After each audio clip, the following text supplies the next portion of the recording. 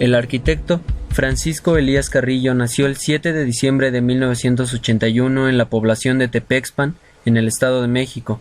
Estudia en la ciudad de Texcoco para posteriormente ingresar a la Escuela Nacional Preparatoria en el plantel Insurgentes número 9, en la Ciudad de México, donde descubrió su gusto por la cultura gracias a los cursos de filosofía, historia, arte, ciencias y letras dictados por destacados profesores eméritos universitarios. En el año 2000 ingresó a la Facultad de Arquitectura de la UNAM, donde se destacó como alumno y formó parte auxiliar en seminarios de historia de arquitectura bajo su tutor, el doctor Gerardo Guízar Bermúdez. Al término de sus estudios profesionales fue seleccionado dentro de un grupo de estudiantes para presentar un proyecto arquitectónico real. El 24 de septiembre del 2004 obtuvo el grado de arquitecto con el proyecto Centro Cultural UNAM Juriquilla, junto con 3 compañeros más. A partir de dicho año se integró al trabajo profesional en la oficina de arquitectura del arquitecto Axel Arañó, con quien desarrolló varios edificios públicos universitarios, diseño de casas y de una plaza en el centro histórico de la Ciudad de México llamada Plaza de la Humildad en el Callejón de Manzanares. En 2006 funda su oficina de arquitectura, diseño y construcción bajo el nombre de Elías Arquitectura, con sede en la Ciudad de México, desde la cual atiende proyectos privados y públicos, bajo la filosofía de crear una plataforma de pensamiento, análisis e investigación donde las colaboraciones con especialistas de diferentes campos del conocimiento se integran para realizar proyectos personalizados que atienden de forma estricta los requerimientos que cada proyecto demanda. Cuenta con obras en varias ciudades del país, así como en Miami y San Antonio, Estados Unidos, y en París, Francia. Destacan dentro de la producción arquitectónica oficinas para jóvenes empresas, clínicas de especialidades en el norte de México, casas de playa en el Pacífico mexicano, restaurantes y apartamentos, así como colaboraciones para el desarrollo de edificios institucionales de investigación en ciencias para la UNAM con el arquitecto Axel Arañó. Siguiendo su compromiso por la educación, ha desarrollado de forma paralela labores académicas al dictar seminarios de diseño, teoría e historia de arquitectura en la Facultad de Arquitectura de la UNAM, posgrado de la Universidad de Anáhuac, Centro de Diseño, Cine y Televisión, ITEM, Campus Ciudad de México, además de fungir como juez invitado por instituciones de educación superior en México. Ha colaborado en investigaciones y exposiciones de carácter urbano, arquitectónicas y sociales, como es el caso del proyecto Citambulos, que se presentó en el Museo Nacional de Antropología de México y que sigue exhibiéndose en museos alrededor del mundo. Cuenta con varias publicaciones bibliográficas y hemerográficas nacionales, como Architectural Digest, Arquine, Chilango, Periódico Reforma y Periódico El Universal. Recientemente, la revista Architectural Digest otorgó el premio Íconos del Diseño al mejor proyecto en la categoría Ópera Prima para arquitectos jóvenes menores de 30 años con el proyecto de Centro Académico Cultural desarrollado para la UNAM Campus Juriquilla, proyecto con el cual el arquitecto logró su título profesional universitario. Actualmente ha terminado proyectos corporativos de empresas americanas, trabajando en Manhattan, en la ciudad de Nueva York. Bueno, buenos días, compañeros. Estamos aquí en presencia del arquitecto Francisco Elías Carrillo, quien nos está dando el honor de concedernos esta entrevista en la que presentaremos algunas preguntas sobre la arquitectura contemporánea y lo que es la labor de un arquitecto joven. Pues en primer lugar agradecemos la presencia del arquitecto aquí presente. Estamos aquí mi compañero Sergio y su servidor Eder, y pues bueno, vamos a dar la apertura de las preguntas, comenzando con mi compañero Sergio. Sí, bueno, la primera pregunta sería, ¿cómo define la arquitectura? Bueno, la pregunta es bastante amplia. ¿Cómo defino la arquitectura? ¿En qué sentido? Sí, ¿cuál sería lo primero que se le viene a la mente? Bueno, para mí arquitectura es tal cual el espacio que alberga las vivencias, experiencias cotidianas de los seres humanos. En término estricto, ya que después un arquitecto haga la arquitectura, ese es otro tema. Pero en sí la arquitectura para mí es tal cual ese acompañamiento espacial de la vida de los seres humanos. Okay. Bueno, lo que menciona es algo muy importante porque fuera de lo técnico está pues en primer lugar el ser humano, ¿no? El ser humano en cuanto a que la arquitectura debe estar en función de él, Claro, debe supuesto. atender sus necesidades. Bueno, pues la siguiente pregunta sería ¿cómo influye el entorno en cada proyecto que usted realiza? ¿Cómo influye el entorno? El entorno o contexto es sin duda alguna una característica, no es característica, es un elemento, o son muchos elementos que condicionan la forma de hacer algo. Es decir, no considero que una preconcepción es la que va a ser la adecuada solución. Es decir, sí existen preconcepciones cuando dicen, bueno, me podría ayudar a hacer una biblioteca, pues dices, bueno, la biblioteca alberga libros, o sea, sí hay preconcepciones, pero es de capital importancia observar en dónde va a estar. Es decir, para mí, cuando decimos contexto, no significa para mí nada más el espacio físico, contexto incluso histórico. ¿Cuál es el contexto tecnológico? ¿Cuál es el contexto ideológico? El contexto tecnológico, ya lo dije, ¿verdad? Tecnológico, y, técnico, político. O sea, contexto es tiempo-espacio. ¿En dónde está y en qué momento de la historia está?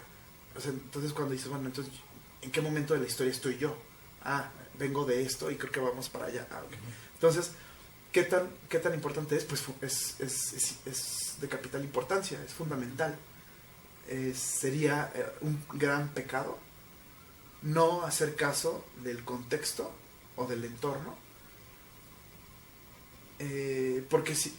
porque cualquier solución que esté dada sin observar el entorno está predestinado a morir, porque no tendrá la fuerza para arraigarse históricamente ni físicamente, o sea, digo, contextualmente, ¿no? Es más si no atiende bien un tiempo-espacio, es muy probable que se demuela, que se elimine, que se cambie, que se transforme, porque no escuchó, porque no atendió, porque la gente va a decir, es que esto me estorba, y lo van a ir cambiando. ¿Se acuerdan?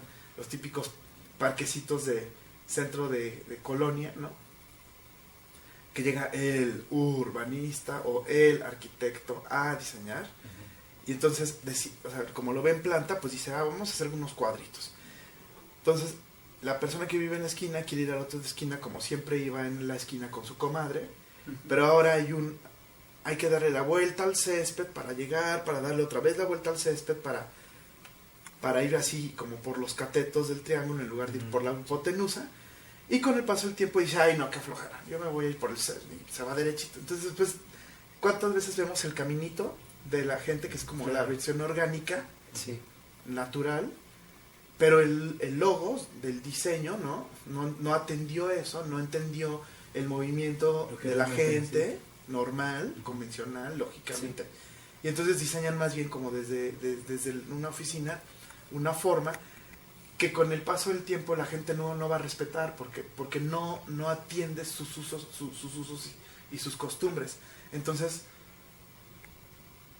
ese es un caso muestra de la importancia de hacer investigación y entender o tratar de entender lo más que se pueda el entorno y el contexto para que entonces el diseño abrace una tendencia que ya pasa. Sería diferente que este parque vieran, a ver, ¿cuántas personas se mueven de aquí para allá? ¿Y cómo se mueven? ¿Por dónde caminan? Entonces empezar a trazar esa ruta y en torno a respetar esa ruta diseñas la plaza, ¿no? El patio. Digo, perdón, sí, la plaza, las jardineras, el mobiliario, más no queriendo forzar ahora una forma, cuando las personas llevan 3, 4, 5 décadas o más de 100 años cruzando así, sí, ¿no? Entonces, ese es un ejemplo muy claro, muy, muy preciso que vemos constantemente en muchos lados, donde el entorno no es observado. Entonces pienso que eso es un grave error. Y así como pasa en una jardinera, pues pasa en edificios gigantescos, ¿no? En estaciones de metro, en puentes, o sea, con todo siempre debe ser contexto, porque no nos estamos inventando nada.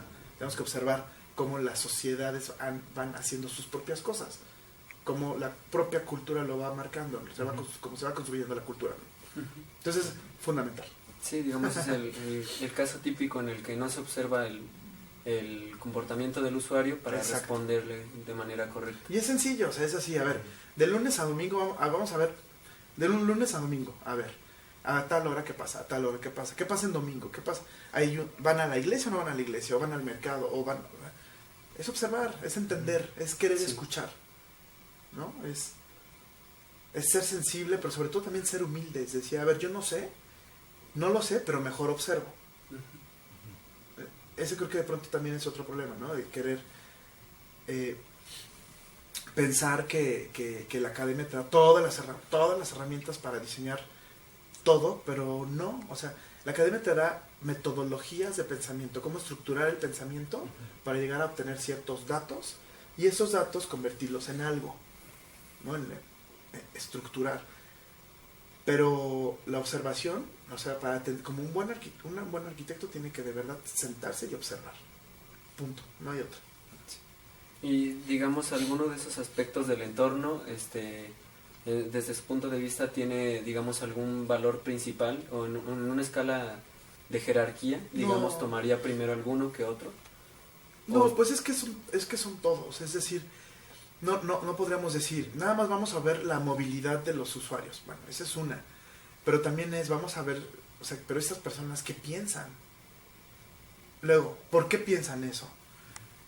¿Cada cuándo hacen esas cosas? ¿No? Entonces, frecuencia, ideología, usos y costumbres. Es decir, es un cúmulo de cosas que provocan una forma de ser, ¿no? Es como decir, me cae muy mal, pero tiene bonita letra. O sea, la típica, ¿no? Sí, sí. Lo único bonito de esa persona es la letra. O sea, no, o sea, es como una totalidad. Entonces, claro, metodológicamente, uno pues tiene que llenar una matriz, una tablita y dices, pues más o menos esos son los horarios donde estas personas caminan por esa plaza. Se sientan tantas personas. En las bancas se sientan solo los novios y en las noches los indigentes. Empiezas a categorizar para entender y estructurar. Pero todo es importante. Entonces, depende, creo que el éxito de un diseño depende sin duda alguna en el nivel de profundidad al que tú llegues en la observación y en la captura de datos. O sea, en la investigación. Bueno, la siguiente pregunta es, ¿qué piensa del carácter en la arquitectura? ¿Existe, desaparece, permanece, evoluciona? Bueno, el carácter, bueno, a ver, sin duda alguna, el carácter, toda obra debería tener carácter. Es decir, personalidad, vocación. Ese sería el ideal. Algo increíble, por ejemplo, las grandes ciudades, las grandes capitales del mundo, París, Londres, Manhattan, bueno, Nueva York.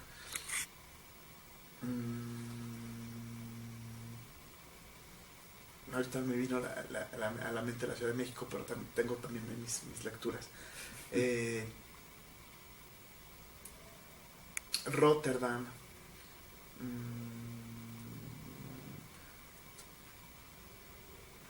Tienen carácter. Es decir, son tan potentes, son tan claras en su forma de ser, que obviamente eso viene de los propios usuarios. O sea, los seres humanos construyen sus ciudades, ¿no? O sea, tú quieres conocer más o menos cómo es una sociedad, observa sus ciudades, observa su hábitat, ¿no? Tienen carácter.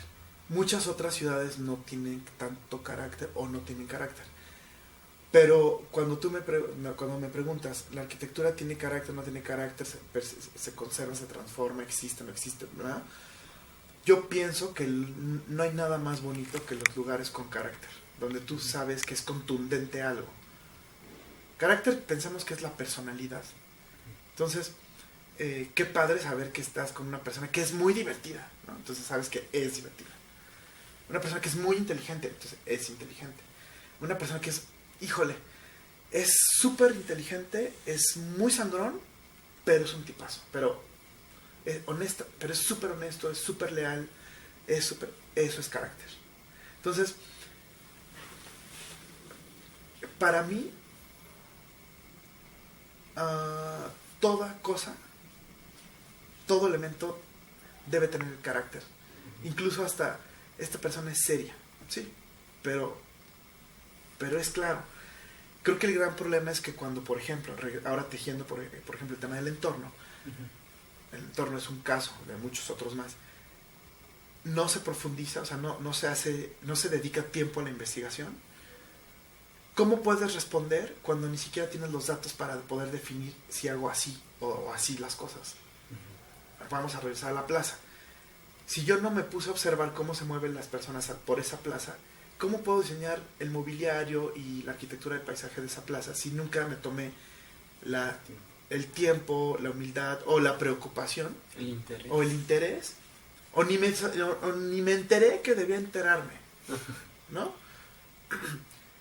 De observar a estas personas? Entonces, imagínense qué propuesta arquitecto, o sea, cómo se puede dar esa propuesta del espacio cuando ni siquiera se atendió esto. Es decir, puede ser a lo mejor una propuesta con mucho carácter, es decir, con una escala potente de carácter, pero ni siquiera podríamos hablar de un carácter verdadero porque ni siquiera es auténtico, no es legítimo, no es honesto, no es franco, porque ni siquiera observaste a los usuarios. Entonces, muchas de las cosas que existen en nuestras ciudades, en nuestras poblaciones, al no observar, al no investigar, pues se van llenando de puras cosas inmediatas, puras cosas superfluas, fáciles, convencionales, que siguen estilos, siguen tendencias, y entonces se va llenando la ciudad de cosas y cosas y cosas y cosas y cosas. París, por ejemplo, digo, no todo es fenomenal, pero es una estructura urbana tan potente, con tanto carácter, que hace que prácticamente como consecuencia todas las arquitecturas diseñadas y construidas tienen un carácter tan claro, tan marcado, tan potente, porque es un ejercicio de rigor. Entonces surge aquí una palabra, un concepto: rigor. Entonces, con eso, a ver, tratando de ser precisos con tu pregunta, el carácter, más allá de existe o no existe, yo te diría, debería existir. El carácter debería existir. ¿Se transforma? Pues claro, porque como es contextual, o sea, como la arquitectura es contextual, o debería ser contextual, más bien es contextual. Con conciencia o sin conciencia es contextual. El querer usar un tablarroca del Home Depot y llevar, es contextual, o sea, porque antes no había Home Depot y ahora sí hay Home Depot. Entonces, ok, el siglo XXI, ok. Siglo XVI no había Home Depot. Entonces, sin que tú quieras, o sea, no, siempre nuestros actos acusan nuestra contemporaneidad. Lo que les quiero decir es que entonces, yo diría, más bien, el carácter debería existir en todo, hasta en el puesto de tortas. De hecho, hasta existe en el puesto de tortas. O sea, eso sí tiene carácter. El problema es que muchos arquitectos hacemos, yo pienso que no formo parte de ellos, pero a lo mejor para otros sí, no lo sé, yo pienso que no, hacen cosas de forma inmediata. Yo no hago cosas de forma inmediata, no, es algo de, no, hacen cosas de forma inmediata donde entonces, pues por más que quieres que se vea bonito, que sea potente, o que sea claro en el carácter, con un carácter, pues es inexistente, porque le falta vida, porque le faltan datos, le falta investigación, le falta rigor. El carácter debe existir. ¿Se transforma? Sí, porque es congruente con su tiempo-espacio. Debe ser congruente con su tiempo-espacio, o sea, es contextual, ¿no? Sí. Ok. Bueno, esa pregunta estaba encaminada más que nada en este aspecto de que, por ejemplo, la arquitectura moderna, pues es un tipo de arquitectura en el que, por ejemplo, un hospital debía parecer hospital, una escuela debía parecer escuela, ¿no? Claro. Pero usted, su opinión, bueno, si es que la entendí bien, va más allá en la que un edificio, no tanto de que esa escuela debe de parecer escuela, sino de que ese edificio debe de tener una identidad fuerte, pero como edificio, como particular, como... No, sí, pero es que aparte, o sea, lo que tú comentas es complementario. O sea, es decir, es como de, a ver, O sea, es tan claro. A ver, vamos a observar el cuerpo humano. Estas cosas así como con blanco, bolas blancas con negro, ¿será para ver o para escuchar? Pues obviamente es para ver, es exactamente lo mismo. Es decir, a ver, esta es la puerta, pues es que debe ser tan claro que debemos saber que esa es la puerta. Perdón, ¿puedo pisar? Pues sí, es piso. Pero entonces, por ejemplo, cuando pase, oye, perdón, ¿puedo pisar? Pero es un piso. Entonces está pasando algo. Está pasando algo, que yo quiero decir algo que no queda claro el mensaje, ¿no? O sea, esa arquitectura que no está dando el mensaje correctamente. Sí. O mi intención es que quiero discriminar, quiero que la gente pregunte. ¿Qué pasa?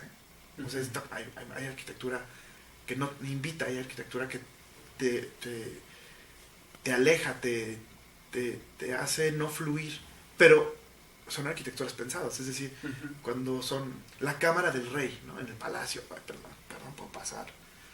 Todo eso está pensado, ¿no? Pero pensando en la arquitectura de la modernidad, claro, debe haber franqueza, las cosas deben ser francas. Oye, ¿esto es la entrada? Sí, es la entrada. O sea, ni siquiera preguntar, es obvio que es la entrada, es obvio que esto es una puerta, esto es obvio que es una ventana. Es honestidad, es que las cosas sean lo que son, franqueza, no mentir. Hay arquitectura que miente, bueno, porque así se pensó, así se diseñó. A mí no me gusta eso. A mí me gustan que las cosas sean perfectamente claras, honestas, precisas, puntuales. La vida es corta como para estarla perdiendo ahí de, oye, perdón, ¿no?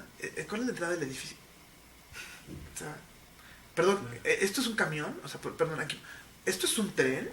Pues no, o sea, es lo que es, ¿no?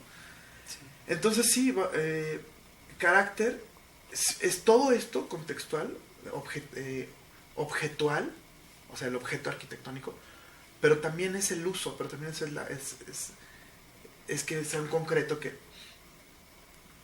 me recargo y sé que no se va a romper. Ah, no, es un tabla roca que parece concreto, pero, ¿sabes? Pues a mí me gusta que las cosas sean como perfectamente claras, francas.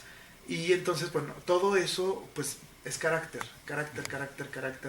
vivencial, usos, experiencias, materialidad y como objeto en su contexto. Bueno, la siguiente pregunta sería, ¿cómo define la arquitectura mexicana contemporánea?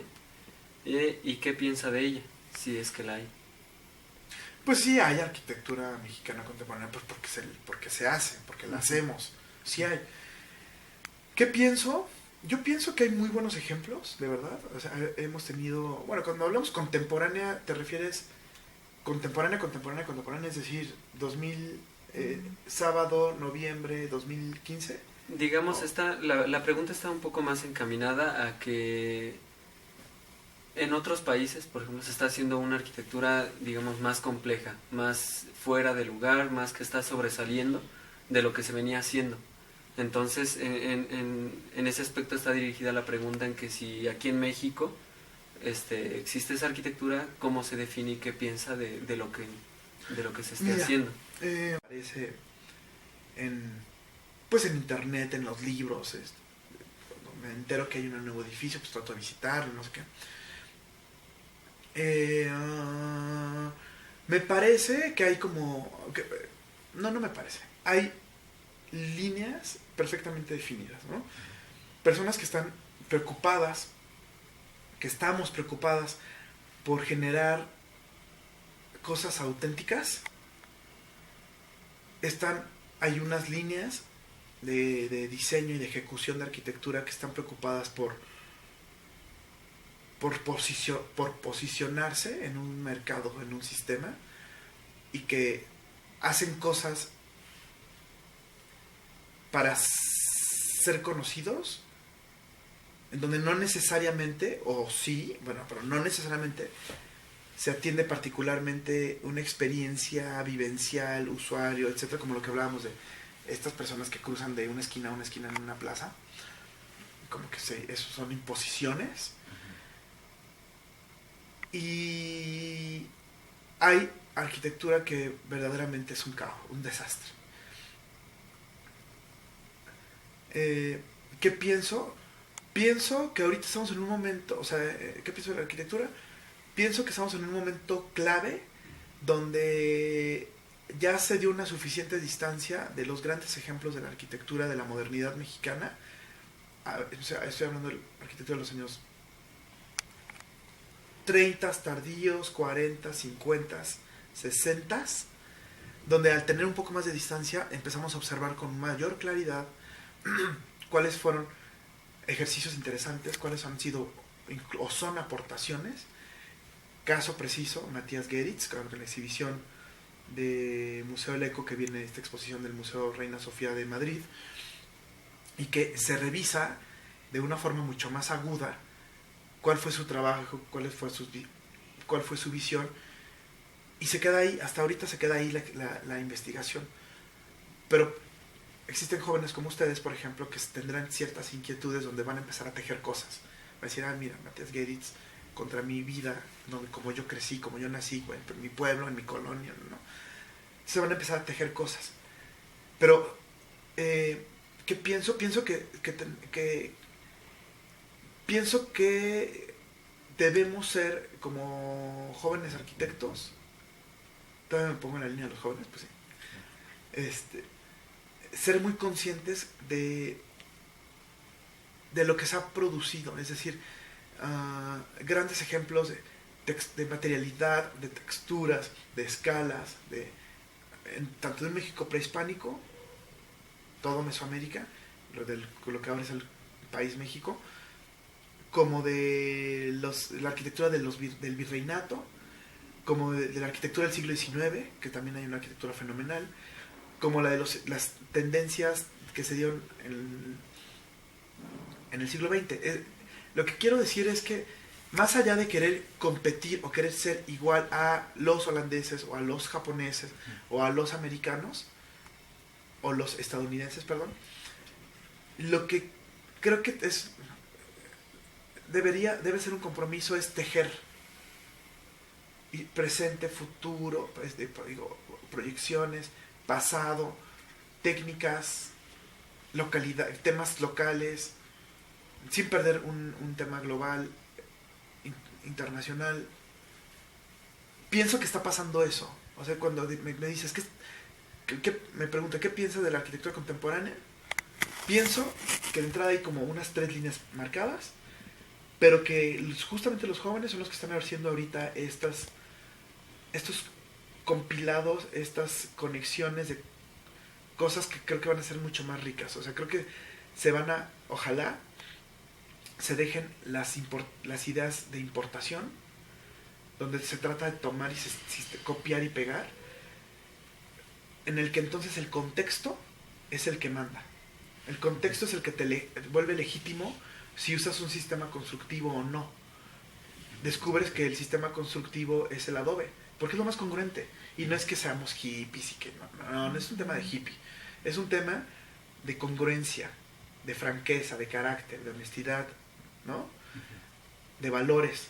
Entonces, donde tú, como un arquitecto contemporáneo, aunque tú estés viviendo en Nueva York, pero descubres y te haces consciente que en esa población, tú que ganaste el concurso, tú siendo mexicano, con tu oficina en Manhattan, confirmas que la forma de hacer las cosas es en Adobe. Y es en Adobe.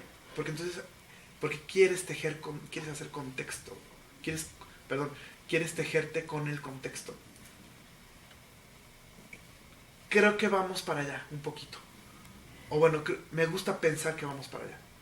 Siempre seguirán las importaciones, pero en caso de que se hagan las importaciones, el tema es cómo haces esa importación y cómo lo tejes con el mundo local, ¿no? O sea, creo que el tema no es pelearse, sino cómo haces el cóctel, ¿no? ¿Cuántos hielos le pones más alcohol, más piña o no, ¿sabes? Va por ahí. ¿Me explico?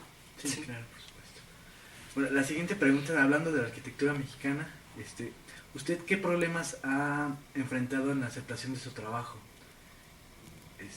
Por ejemplo, hablando en la actualidad, se me ocurre un ejemplo de la arquitectura de Fernando Romero, que ha tenido mucha polémica en la aceptación con la gente. Mira, decir problemáticas en la aceptación, pues la verdad no he tenido problemáticas, o sea, no ha habido problemas por que acepten mi trabajo. Más bien, hay gente a la que le gusta algo y hay gente a la que no le gusta algo. Como a mí me gusta algo o hay cosas que a mí no me gustan. Entonces es un tema de gusto. Pero sí te voy a confesar que ha sido complicado expresar o hacer ver una visión compleja o totalitaria que para mí significa la arquitectura. Es decir, yo estoy completamente en contra de decir esto, perdón, eso no es arquitectura, eso es arquitectura de interiores. Ah, perdón, no, eso no es arquitectura de interiores, eso es objetos, diseño industrial. No, eso es decoración. No, eso es un tapete. Yo no estoy de acuerdo. O sea, creo que justamente los grandes problemas o los grandes vacíos en el diseño totalitario de los espacios se da porque nosotros mismos nos creímos la idea de no, eso ya no lo hagas, ¿no? Eso es como de decoración. A ver, o sea, revisa todos los mejores ejemplos de la arquitectura de todo el mundo, y los grandes arquitectos son los arquitectos que pudieron desde hacer croquis de diseños de ciudades ideales hasta llegar a diseñar el textil de la cortina de algo. Frank Lloyd Wright, Alvar Aalto, Adolf Loos, Luis Barragán, y así le podemos seguir poniendo la lista. ¿A poco Frank Lloyd Wright era como, ay no, ¿qué van a decir si estoy haciendo los cubiertos y los platos y el comedor y la silla de la casa? Me vale, porque el tema es hacer una propuesta total de la experiencia del uso del espacio. Entonces, todo eso para mí es arquitectura. Eso es arquitectura, eso es arquitectura, eso es arquitectura, esto es arquitectura. Es cómo, por eso, es cómo abrazas la experiencia de vivir. Eso es arquitectura. ¿Cómo vivo? Sí, entonces como arquitecto te estás dando cuenta que es necesario trabajar con filtros de cristal, con la cortina. Eso es arquitectura. ¿Cuál es el gran problema? Que se construyen esos edificios que nunca se pensó cómo se van a usar por dentro. Y ahora, híjole, entonces ya viene la señora decoradora que viene de... Entonces, divorcio. Entonces, la experiencia del espacio interior no tiene nada que ver con la experiencia del objeto, maqueta, ni con la ciudad. Y eso es algo que me parece bellísimo de París. París, todo es París. Es la calle, es la banqueta, es la fachada, es la escalera, es la puerta, es la jaladera, es el baño, es la mesa, es el micro y el macro. Microuniverso, macrouniverso, ida y venida, zoom in, zoom out. Y es una pena que en México todo es divorcio, porque no hay como no hemos logrado crear todavía una visión global de algo, o sea, totalitaria, donde decimos, ¿cuántas veces vemos, no? La delegación tal es del PRI, la otra delegación ahorita es del PAN. Entonces, en el límite donde se termina tal cual o sea, el límite territorial de la delegación, se acabó el progreso de un partido y no ayudó al otro porque eso es del otro. Ah, ok. O sea, no. O sea, si es una avenida, o sea, reina los periodos políticos en lugar de reinar los tiempos urbanos. Eso está mal. O sea, debe ser un proyecto de ciudad, un proyecto de nación, un proyecto de sociedad, un proyecto de visión de construcción de una ciudad. Eso fue Roma imperial, eso fue Teotihuacán, eso es París. Son proyectos en el que ¿qué nos importa que el gobernador se llame así? Nos vale. O sea, es un proyecto de ciudad que es atemporal, ¿no? Entonces, o sea, no tiene que ver con los tiempos hombre, tiene que ver con los tiempos cultura. Tiempo cultura. ¿Cuánto dura una cultura? Una civilización. Y aquí estamos en la interrupción. ¿Van a hacer algo? Ah, pero es que cambió, se cae, o se olvida, o se abandona. O se demuele para hacerlo otra vez. Para que entonces yo me lleve el crédito, ¿no? Yo soy el nuevo gobernador, soy yo. No, ese es un grave error.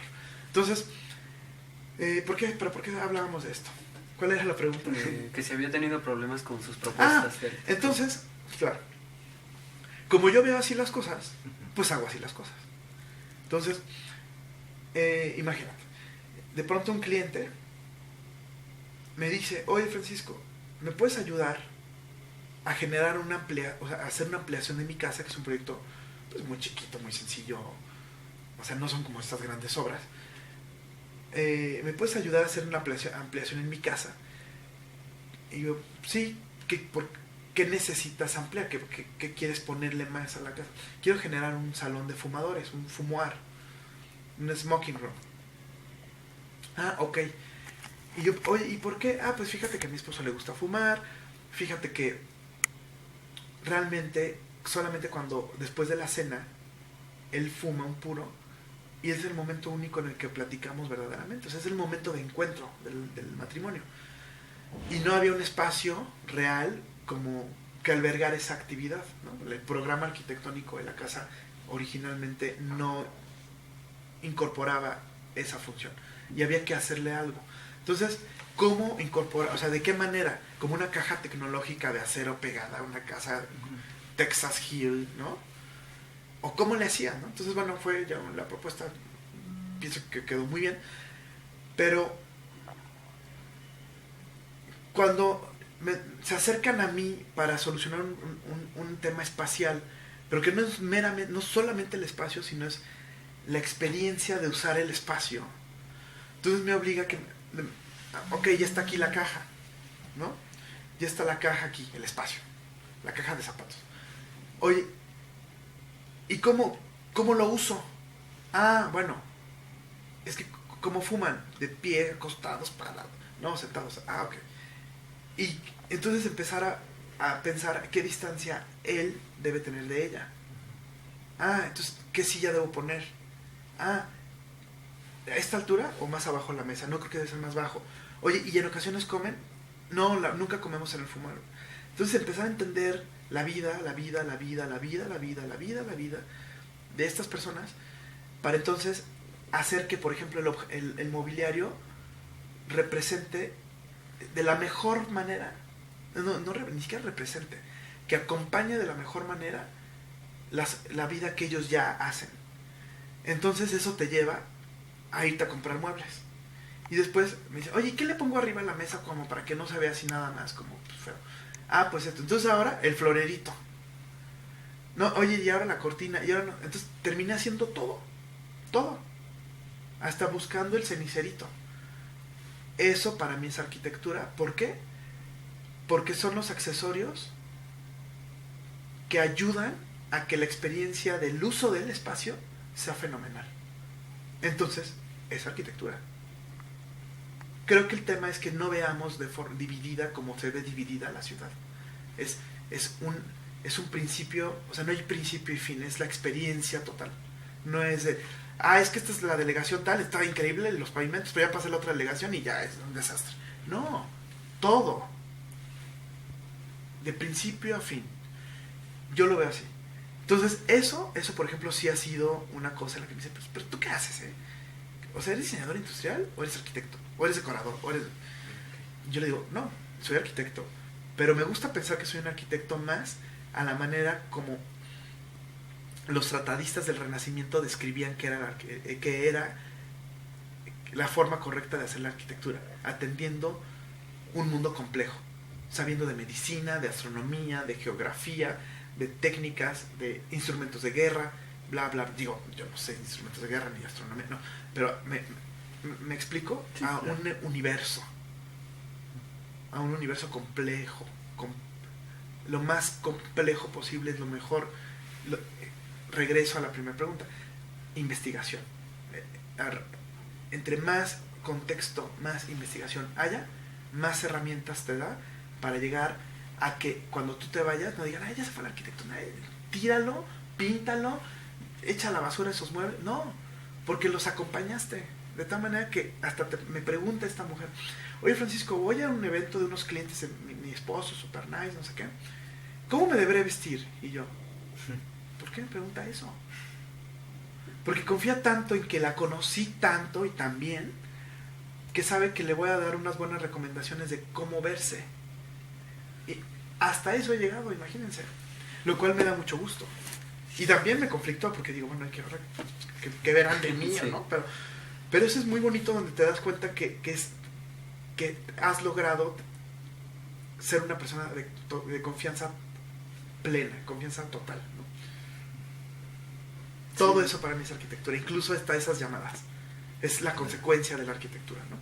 Digamos, el éxito de que acepten tus propuestas es no suponer cosas, ¿no? Como exacto, dice, profundizar en lo que exacto, el cliente de verdad necesita. No, seguramente una señora así hace esto. Seguramente ¿quién? No, investiga, pregúntale.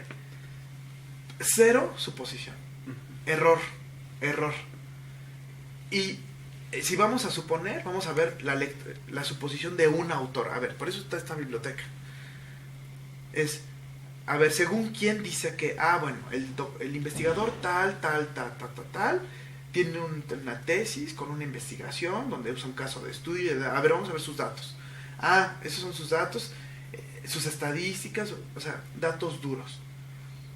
Que de pronto pasa que en la arquitectura es el acto creativo, ¿no? Es que a mí se me ocurre, ¿no? Pues, o sea, más bien, ¿cómo se te ocurre solucionar una problemática que ya tienes identificada? O sea, los datos, la gente se mueve así. O sea, ya entendí que se mueven así porque ya observé cómo ahora yo propongo, cómo acompaño eso. Pero ese tema de decir, ahora quiero que la gente camine así, pues no lo van a hacer. ¿Cuántos proyectos abandonados existen por todos lados porque no entienden a los usuarios, no entienden a las personas inmediatas? Vamos a hacer un parque con resbaladillas, pero nunca nadie se enteró que es un lugar donde está la peor inseguridad social. Pues, ¿qué niño va a estar ahí solo? Exacto. Nadie.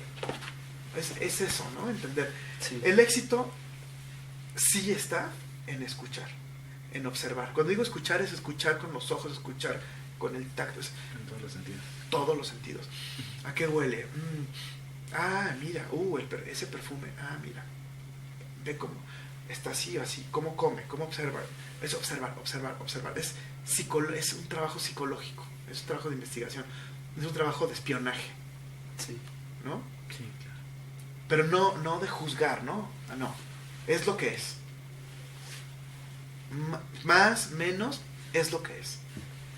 Yo no seré. No. A ver, creo que el error también es empezar a criticar. No es criticar, es observar. Esta persona es así, porque así le tocó. Pero tú puedes ayudar a que esas funciones se pulan, se mejoren, se potencialicen, o que se vaya lo malo. Hábitos, ¿no? De que dejar aventado, porque a lo mejor no hay un mueble. Que se genera el mueble que abraza ese desorden, y entonces se acabó el desorden, ¿sabes? Eso es la arquitectura, acompañar a vivir de mejor manera.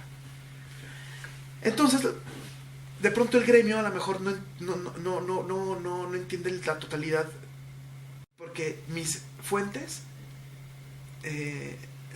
son los grandes maestros de la arquitectura. O sea, y cuando tengo dudas y cuando tengo la capacidad de ir a ver cosas de Adolf Loos, pues voy a Austria. O cuando quiero ver cosas magníficas en Francia, voy a Francia. O en Nueva York, ¿sabes? Yo no sé si, hay mucha distancia de estos grandes maestros, pero al menos quiero hacer, si ellos lo hicieron así, quiero hacerlo siguiendo sus enseñanzas, ¿no? Sí. Entonces no me interesa mucho qué se dice alrededor o qué no. O sea, yo estoy en mi rollo, ¿no? Sí. Bueno, pues eso igual es un punto bastante interesante, ¿no? El de que el arquitecto debe de ser pues multidisciplinario, no debe enfocarse solamente en un tema. Se está cerrando a lo que claro, a lo que debería de ser completamente la arquitectura, ¿no? Porque la arquitectura, como mencionaba en un inicio, responde al ser humano, y el ser humano no es una sola cosa. Entonces, claro. Pues, sí. No nada más es cuerpo o mente. Exacto. O espíritu. No, son miedos, son temores, son fantasías, son deseos, son ideales, es cultura, es costumbres, perversiones, es todo, es una totalidad, ¿no? Entonces, de esa misma manera la arquitectura debería ser. Bueno, vamos a continuar con la siguiente pregunta. Bueno, la siguiente pregunta sería, ¿qué necesita saber y o manejar el arquitecto actual? Pues mira, ¿qué necesita saber? Necesita saber que no sabe nada. Entonces, así te obligas a observar, ¿no? Creo que el problema es pensar que uno sabe, o necesito saber, no. Creo que lo que se necesita saber es saber que no se sabe. O sea, ¿no? Entonces, ya, como no sabes, pues, oiga, ¿y usted qué hace? ¿Y cómo? ¿Pero por qué? Pero entonces, datos. Es el principio de la observación. No sé. Es el principio de la investigación, más bien. Sí, pues está encaminada a la respuesta anterior, ¿no? En la que nos mencionaba Claro. que igual Contexto, suponer... entorno. No es no suponer. Entonces, eso sí, saber que no se sabe, que es fundamental. Y sí saber herramientas técnicas, tecnológicas. Yo sí pienso que la gente debe saber dibujar. Los arquitectos deben saber dibujar. O sea, sí. Y no estoy hablando de... Es que hago muy buenos renders. No, a ver, perdón, espérate. El que tú dibujes a mano te hace ser consciente de cada elemento que está... Cada milímetro en el que un lápiz avanza. Te estás haciendo consciente de lo que estás observando. ¿Es así o no es así? Es la de Hosmer más cerca. Es decir, a través del dibujo aprendes, aprendes el espacio. Entonces pienso que asumir que no se sabe y saber dibujar. Eso sí, de perspectivas, puntos de fuga, o sea, eso sí, con el rigor de la escuela, de la academia. Y con esas dos puedes generar universos completos. Y bueno, y considera que es importante el conocimiento previo de las diferentes culturas e incluso manejar distintos idiomas. Claro, por supuesto. Así como el latín fue la lengua para comercializar durante el gran periodo clásico de Roma imperial, del Imperio Romano, ahora es el inglés. Y siempre, cuando un pueblo se ha vuelto poderoso y ha colonizado a grandes extensiones o a otras culturas, se impone la lengua del poderoso. Entonces, así como el latín se impuso hasta la península ibérica, norte de África, Medio Oriente y sur de la ahora Inglaterra,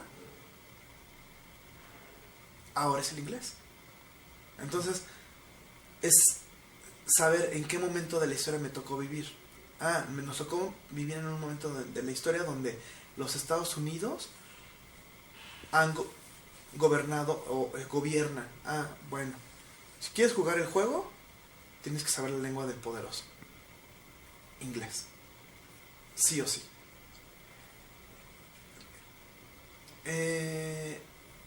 Podremos decir, no, porque mejor aprendo muy bien español. Sí, pero como lo decía una doctora en el posgrado, en la maestría, la doctora Consuelo Farías, piensen que cada aprendizaje, que cada cosa que cruza por su camino es una herramienta. Entre más herramientas tengan en su caja de herramientas, más poderosos son, más eficientes son. Porque, tengo que cambiar esta lámpara. Híjole, es que necesita el desarmador. A ver, espérate. Entonces abres.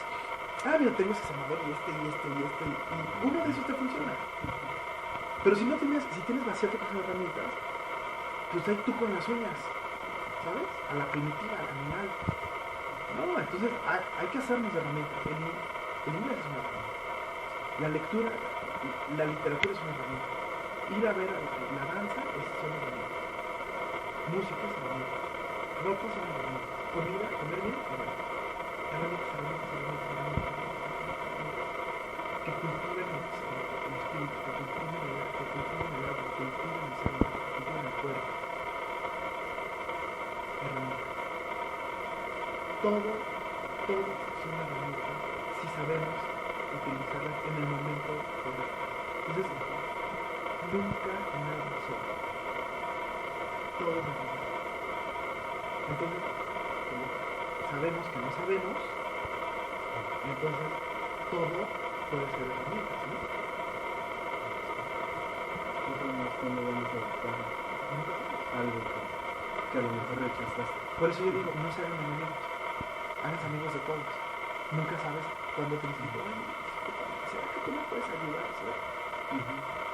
Entonces, tejer, todos son herramientas. Vale, ¿qué más? ¿Qué tan importante considera que es el viajar para el arquitecto contemporáneo? Fundamental. Lo acabamos de decir. Si no sé, pues voy y veo, ¿no? Voy y pregunto. ¿Por qué no hay ideas de París?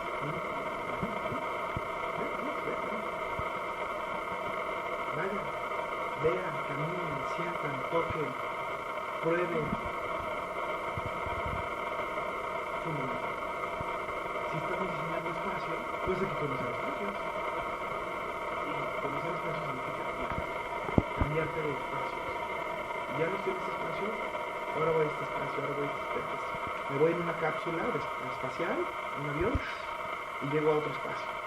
Allá huele diferente, se ve diferente, el sol se ve de otra manera, las nubes son de una manera diferente, la comida es diferente, los aromas son diferentes, la lengua es diferente, mi cuerpo es diferente. Nuestro cuerpo se transforma si estás con mayor altitud, menor altitud, más humedad, menos humedad. Cuando vas a la playa, ¿no? Tu cuerpo se vuelve diferente. Sí. Es probar nuestro cuerpo en espacios diferentes. Cómo nuestro cuerpo se experimenta de diferente manera. Fundamental. Creo que el mejor arquitecto es la persona. Queremos ser buenos arquitectos, queremos ser mejores arquitectos, hay que viajar. Viajar no nada más viajando. Viajar observando, viajar analizando, reflexionando, observando. Porque como sabemos que no sabemos, mira, aquí el queso es así, mira, aquí se usa este instrumento, mira, ¿no? Sorprenderse con todo, observar todo. Yo amo viajar. Dedico gran parte de mi tiempo, cuando puedo, a viajar. Es fenomenal. Sí, pues recuerdo que no solo una vez algún arquitecto nos ha mencionado que pues mejor arquitecto es entre más conozcas, porque claro, mejor es la respuesta que vas a dar. Porque entonces tienes más herramientas en tu caja de herramientas. Entonces exacto, cuando tienes que quitar una puerta, tendrás alguna de tus herramientas te sirve. Sí. Eso son herramientas. Los viajes son herramientas de trabajo. Además no sabes si te va a tocar a lo mejor un cliente de otro país y tú... Sí. No. O el simple hecho del viaje te hiciste amigo de tu vecino del asiento. Sí. O sea, pasan muchas cosas. Entonces, imagínense, el viaje es Alicia en el País de... Por favor, le haga el truco, pues, de llevársela de regreso con sus familiares. Y en el camino se encontró el hombre de hojalata, la bruja, la tal. Es la vida. La vida es un viaje. La vida es una odisea. Es Odiseo en la Odisea. Eso es la gran aportación de esa construcción cultural, ¿no? de esa literatura, digamos. Es el tema de que sales a buscar, pero realmente estás en ti mismo. O sea, pero es viajar para conocerte más, viajar para saber más, para ser mejor, para ofrecer más, ¿no? ¿Cómo ve la arquitectura en el futuro? ¿Cómo que será? Pues pienso que siempre habrá ejemplos muy buenos y siempre habrá ejemplos muy malos. O sea, pienso que las personas con mayor compromiso social, tecnológico, cultural, harán cosas fenomenales, y siempre estarán las personas que no les interese eso.